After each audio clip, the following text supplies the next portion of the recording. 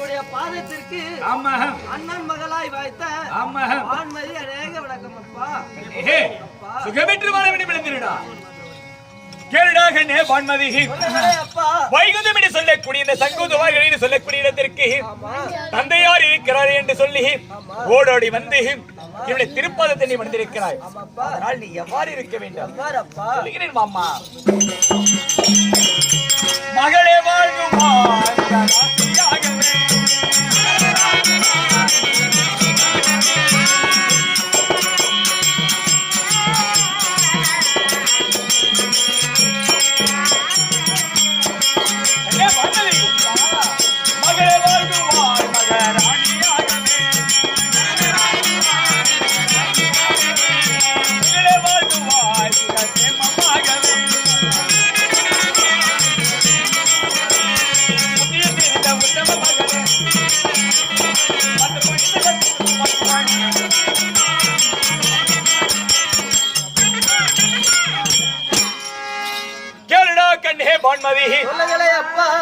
இந்த புவனம் என்று சொல்லக்கூடிய உலகத்தில் எந்த குறையுமில்லாமல் ஆண்டவராயுடைய தந்தையருடைய அல்பெற்று சுக சேமத்தோடு நீ வாழ வேண்டும் என்று ஆசீர்வாதம் தருகிறேன். அப்படியே ஆகட்டும் அப்பா. கண்ணே பான்மதி, நீ பிறக்கும் போது மிக மேன்மையான இடத்தில் பிறந்தாய். அதாவது எனக்கு மகளாக பிறக்கவில்லை, ஆனால் என்னுடைய அண்ணனுக்கு நீ மகளாக பிறந்தாய்.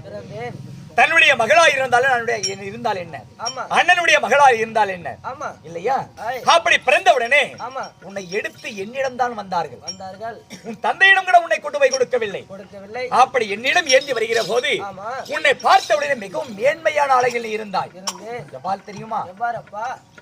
மதி என்றால் சந்திரன், வான் என்றால் சூரியன்.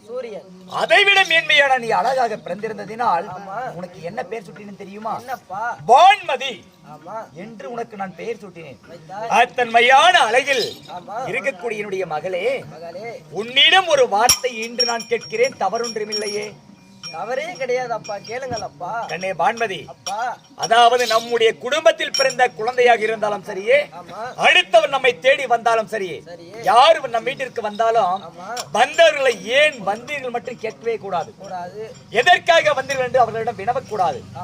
அவர்கள் பசியோடு வந்திருப்பார்களோ அல்லது கஷ்டத்தோடு வந்திருப்பார்களோ, வருவர்களை வாருங்கள் என்று வரவழைத்து அதாவது அமர்வதற்கு ஒரு இடம் கொடுக்கணும். அது தரையாக இருக்கலாம், பாயாக இருக்கலாம், பஞ்சமெத்தையாக இருக்கலாம், அவருக்கு வசதி கேட்டவாறு அப்படி அமர வைத்து தாகம் தீர தண்ணீர் தான் முதல்ல கொடுக்கணுமா இல்லையா? அப்படி கொடுத்த பிறகு அப்படியே மனம் ஆறிய பிறகு, ஐயா நீங்கள் வந்த காரணத்தை சொல்லுங்கள் என்றுதான் கேட்கிறோம். அதனால் உன்னிடம் ஒரு வார்த்தை கேட்கிறேன், தந்தையார் இவ்வாறு கேட்டு விட்டார் என்ற மன சஞ்சலம் இருக்கக்கூடாது. அப்படியெல்லாம் இல்லை அப்பா, கேளுங்கள் அப்பா. அப்படியா? கண்ணே முகவாட்டம் வந்தது முகவாட்டம் வந்தது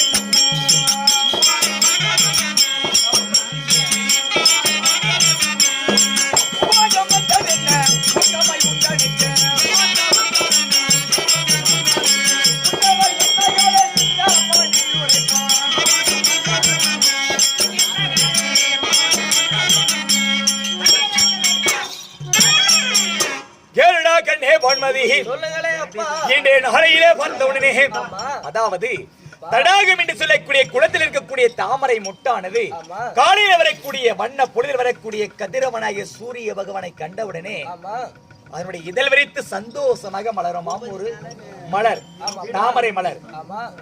தன்மையாக இருக்கக்கூடிய உன்னுடைய முகம் அதை எடுத்து மதிய நேரத்தில் வேலை வீசினால் எவ்வாறு வாடுமோ அவ்வாறு வாடி வதங்கி இருக்கிறது முகம். என்னமா காரணம்? அப்பா அந்த காரணத்தை என்னன்னு கேட்க. ஆமா அப்பா, என்னவென்று சொல்வேன் அப்பா.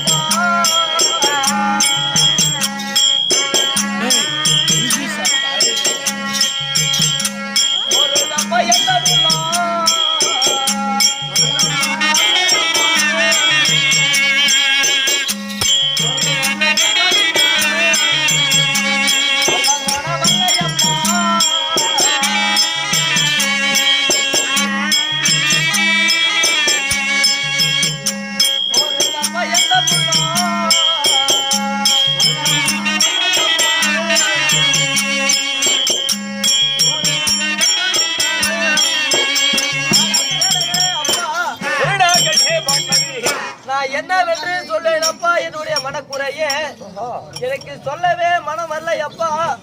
சொல்ல மனம் வரலையா? ஆமாப்பா. பான்மதி சொல்ல மனம் வரலை கைகள் போட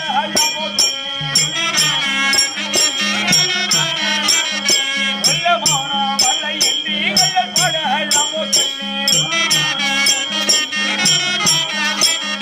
அந்த லோரி செடி தன்னை விதையாக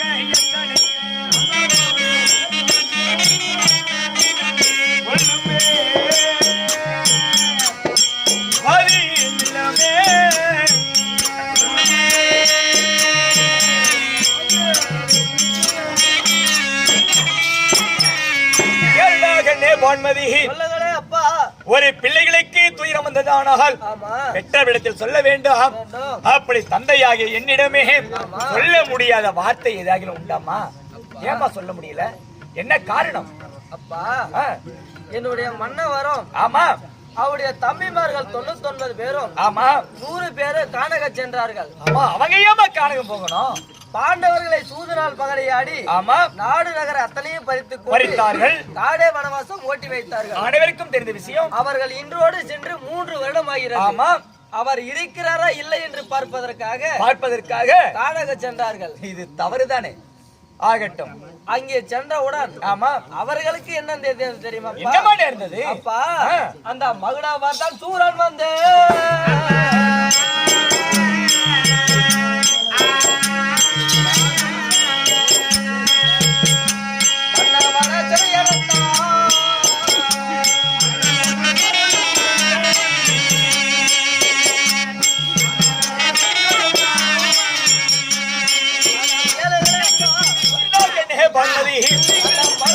என்ற சூரனாகப்பட்டவன் வீரம்மாங்காளிக்கு பலி கொடுப்பதற்காக 100 பேர்களும் சிறை எடுத்து சென்றிருக்கிறான். எடுத்து விட்டானா? ஆமாப்பா. ஏப்பா இந்த விஷயம் எனக்கு தெரியலையாப்பா. அப்படி தெரிஞ்சிருந்தாலும் போய் முதல்ல நான் காப்பாத்திருவேன். கண்டிப்பா காரை வெட்டிக்கு போய் காப்பாத்திருப்பேன். ஓ காப்பாத்திருக்கா 100 பேரை காப்பாத்திட்டா சாமி. அப்படியா? ஆமா. கண்ணே பான்மதி இந்த விஷயம் எனக்கு தெரியாமலே போய் விட்டதடா. அப்படியாப்பா? ஆமா. அதனால தான்ப்பா உன்னை தேடி நான் வந்தேனப்பா. ஓஹோ அதனால அவர்கள் என்ன செய்யணும்? என்னுடைய மன்னவரையும் என்னுடைய தம்பிமாரையும் காப்பாற்ற வேண்டும். காப்பாத்தணுமா? பாராப்பா எப்பேற்பட்ட வேலை எனக்கு கொடுக்கிறதுடைய மகள். கண்ணே பான்மதி சரி அப்படி இருந்தால் அவர்களை காப்பாற்ற வேண்டுமானால் நேரடியாக சென்று அவர்களை காப்பாற்ற முடியாது. அதற்கு ஒரு வழி காட்டுகிறேன். என்னப்பா வழி? அதாவது கடவுள் காட்டிதான் கொடுப்பானே தவிர யாருக்கும் ஊட்டிலாம் விட மாட்டான். நிறைய இப்பெல்லாம் பாத்தீங்கன்னா வாகனம் சொல்லிக்கிட்டே வண்டி அதிகமாயிடுச்சு இல்லையா? என்ன வேகம் எப்படி போறாங்க? எப்படி? அதாவது பொறுமையா யாரும் போறதுல வயசு வேகம். அதனால வேகமா போகும்போது எங்க பெரியப்பா மாதிரி ஒரு பெரியவர் வந்து சாமி பகவானே ஆமா மகடு வரது பொண்டாட்டி அந்த புளியந்தோட பாம்பு கடிச்சிருச்சு பரவாயில்லையா? பாவிகளா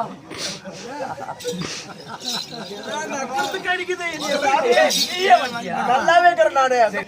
அப்படி வாகனத்தில் அதிவேகமா செல்லும் போது ஒரு பெரியவர் யாராவது வந்து கண்ணே இந்த வேகம் வேணாடா கொஞ்சம் மெதுவா போன்னு சொல்லும் போது அடப்பட கிளவானு சொல்லி உதாசீனப்படுத்தி சொல்லுவோம். அது யார் தெரியுமா? கடவுள். அப்படி போகும்போது அவர் பேச்சு கேட்காம போனா அது போய் மோதி உயிர் போயிடும். அதனால் பெரியனுடைய வார்த்தை கேட்க வேண்டும். அப்படி இருக்கக்கூடிய கண்ணே என்னை நகை பார்த்த உடனே நான் வந்து காட்டி கொடுக்கிறேன். ஆனா ஊட்டி விட மாட்டேன். என்னால் நேரடியாக சென்று காப்பாற்ற முடியாது. ஒரு வழி சொல்லுகிறேன். என்னப்பா வழி? எங்க போகணும் தெரியுமா? நேராக நீ நாகலோகம் போக வேண்டும். அங்கே சென்றா நாகலோகத்தில் தங்கை நாகக்கண் இருக்கின்றார்.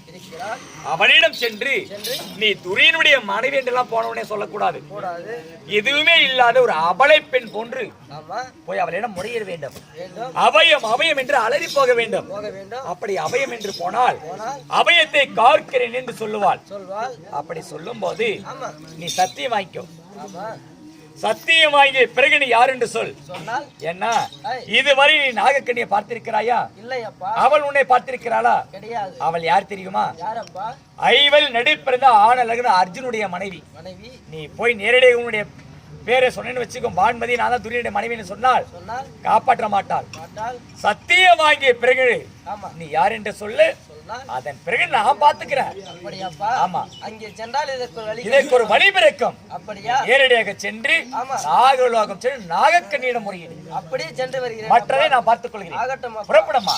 வண்டியில் ஓட்டுதான் வராங்க சாமி.